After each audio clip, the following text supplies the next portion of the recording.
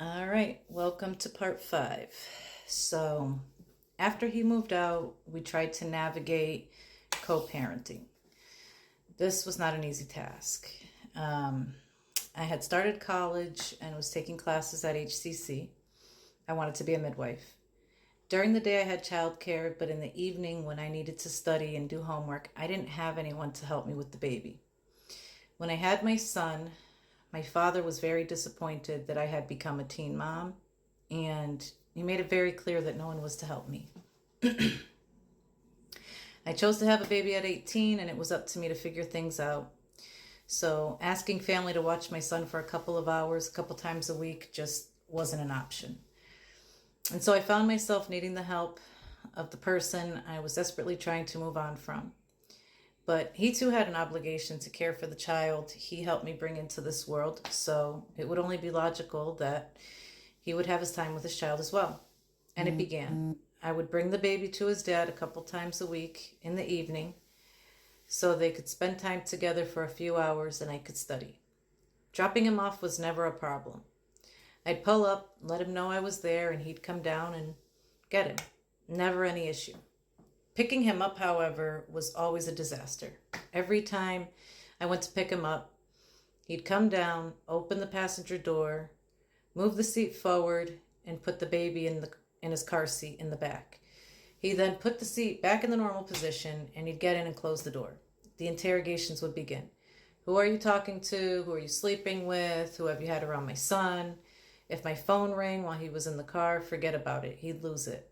Wouldn't matter who it was. Could be family, it could be my best friend. It really didn't matter. The point was he no longer had control over what I did, and he was angry about it. We'd argue back and forth, then it would turn into me begging him to get out of the truck and him calling me every name in the book, reminding me of how unwanted I was, how undesirable I had become now that I was a single mom, and how he was the only one who would ever love me. How big of a whore I was, and how he was going to make my life hell. He'd grab my face and squeeze it with one hand, forcing me to look at him as he berated me. He'd pull my hair and slap my face to make sure he got the point across. My forehead met the steering wheel on more than one occasion.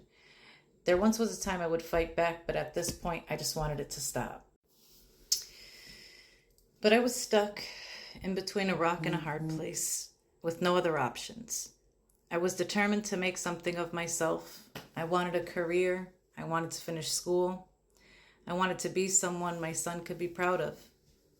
Sometimes sacrifices need to be made in order to succeed, and, well, I was willing to get slapped around a little bit if it meant I had some help.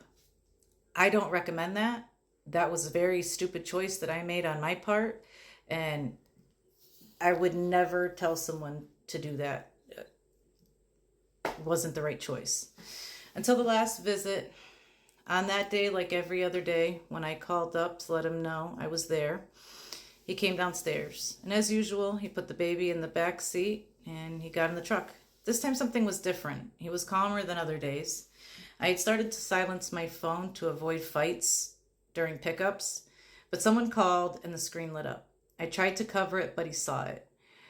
When I refused to answer the call in front of him, he started to question who it was. Then he started with I heard this, I heard that. I was so tired of it, I blurted out that what I do is none of his business and that I don't ask him who he's messing with, so he should mind his business and just go upstairs. The speed in which my head slammed into the steering wheel felt like I was on a roller coaster at Six Flags. The first slam broke my glasses, bruised the bridge of my nose, and the second one busted my eye. As I reached for my phone and glasses, he grabbed me by the hair, and I did the only thing I could think of, and that was to hit redial on my phone and leave the phone in my lap. The last call I had made was to where he was staying at the time. They picked up the phone and just listened for a minute. They could hear everything he was saying to me and everything I was saying to him. They could hear me begging him to get out and go upstairs, leave me alone, stop hitting me, don't touch me. They hung up and called back. When it rang, I held up the phone and showed him who was calling, and he got quiet. I answered, and they immediately said to put him on. I could hear him being told to go upstairs now. And he went, but not before telling me, watch, You'll see what I'm going to do. A regular threat I was used to hearing. But I couldn't worry about that in that moment. I had to figure out how I was going to get home with my glasses broken and one eye swelling up. I drove very carefully and slowly with my hazards on and made it home after a while. For the next few days, I stayed to myself. I couldn't go to class with my face the way that it was, and I needed new glasses. On top of that, the truck I had been driving was given to us by his family member, and they hadn't asked for it back until sometime after that last pickup.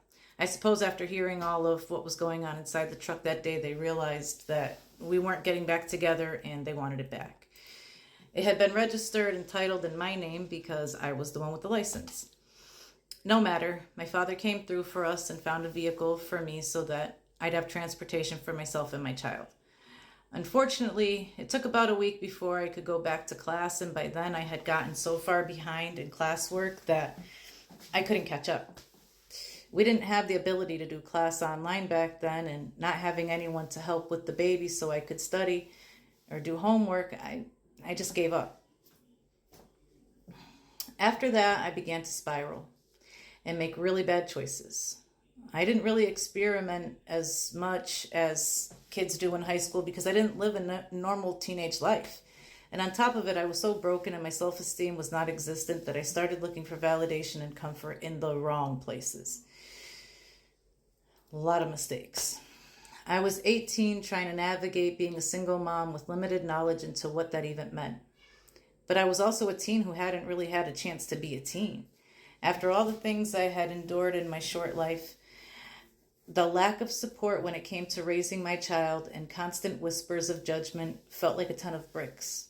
The critics just waiting for me to fail, the overwhelming consensus that I wouldn't amount to anything because I was a single teen mom. Sure, some of my struggles were of my own doing, some choices I made that caused my own hardships, but many were just unfortunate circumstances out of my control. Regardless of how they became my struggles, they were all things I had to find a way to overcome. If I was going to succeed and give my child stability and a real shot at life. Stay tuned for part 6.